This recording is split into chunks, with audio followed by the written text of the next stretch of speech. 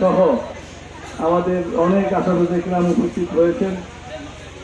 এরপরে উপস্থিত হয়েছেন আমার বাল্য বন্ধু, ঢাকা শহরে আমি আমার শৈশবকাল দুর্ঘটনায় আমাদের বাংলাদেশ খেলাফত মজলিসের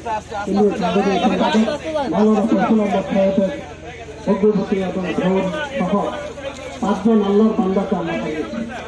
আমরা অত্যন্ত সৌভাগ্য এবং মর্মাহত। আমরা দোয়া করি আল্লাহ তাআলা ওনাদেরকে জান্নাতের উচ্চ মাকাম দান করুক এবং যারা পরিবার পরিজন আছেন এনারা যেন সদ্য জামিন ইখতিয়ার করতে পারেন, আমরা সে দোয়া করছি। আল্লামা মাহমুদুল হক সাহেবের পক্ষ থেকে বাংলাদেশ খেলাফত আমার ছোটবেলার জন্ম এখানে, তাই